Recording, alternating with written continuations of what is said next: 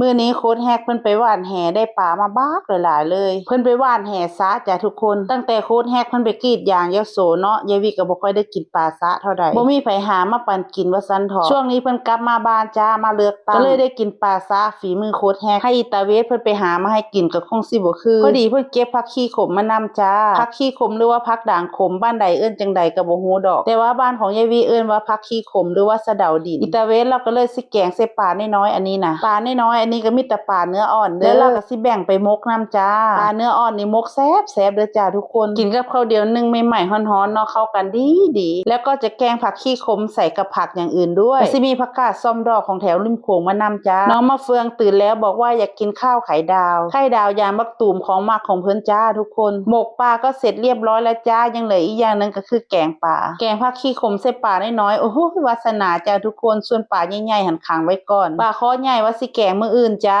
ส่วนมื้ออื่นก็สิเป็นเมนูแกงปลาคอใหญ่ใส่มะเขือเทศใส่กะหล่ำดอกแล้วก็ผักกาดส้มดอกนำถ้าแม้นว่าอยากกินขมอีกก็สิเอาผักขี้ขมใส่พร้อมยามนี้ก็เป็นยามพักเนาะพักก็สิหลายแน่จักหน่อยฮู้ทางกินจ้าทุกคนเมนูแกงนี่ก็เข้าดู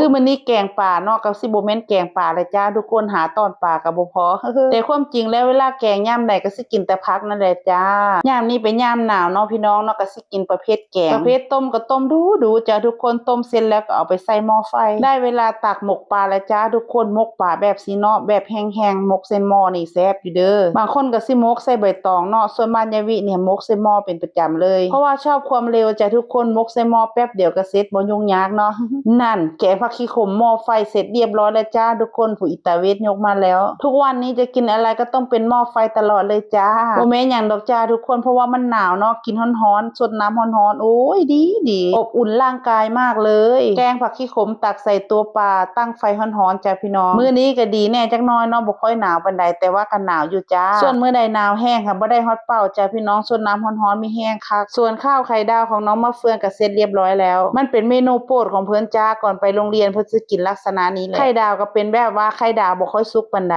ไข่ดาวเยิ้มๆราดด้วยซอสเพิ่นมักจ้าหนูชอบกินแบบนี้แหละยายวิว่าซั่นส่วนพี่โดก็ชอบกินแบบนี้เหมือนกันเด็กน้อยบ้านนี้มักกินแบบซีเด้อจ้าทุกคนได้เวลากินข้าวก่อนไปโรงเรียนแล้วจ้าส่วนตาเวทบ่ให้เว้าดอก2เมนูนี่หันเป็นเมนูโปรดของเพิ่นเลยแกงผักขี้ขมนี่ก็สรรหาแกงดีขนาดแต่ว่าผักขี้ขมเดี๋ยวนี้ก็หายากแน่จักหน่อยเด้อแต่ก่อนบ้านของยายวิน่ะผักขี้ขมหลายตามท้องไร่ท้องนานี่มีเต็มไปเบิดเลยแบบว่าฮู้ทางเก็บมาแกงมากินเลยจ้าแต่ว่าซุมื้อนี้น้ำท้องนาน่ะบ่มีเลยเพราะว่าบ้านของยายวิเพิ่นเอ็ดนาปังส่วนบ่อนที่เพิ่นบ่ได้เอ็ดนาปังก็พอมีอยู่แต่ว่าก็มีบ่หลายเนาะบางปีนั่นแปลงผักอยู่ริมโขงก็มีให้เก็บปีกายนี่ค่ะมีหลายจ้าทุกคนขายกิโลละ80บาทพุ่นนะแต่ว่าปีนี้ก็เป็นส่งอึดๆบุทุกอย่างมันก็บ่แน่บ่นอนเนาะบางปีมันก็มีหลายบางปีมันก็มีบ่หลายซุมื้อนี้ผักขี้ขมก็ได้ซื้อกินพุ่นเด้อเพราะว่าเพิ่นค้านลำไรเนาะมันหาเก็บยากเพิ่นก็เลยซื้อกินซะดีกว่าแกงผักขี้ขมปีนึงก็ได้กินประมาณ 2-3 เทื่อนี่แหละแต่ว่าปีนี้เพิ่งได้กินครั้งแรกจ้า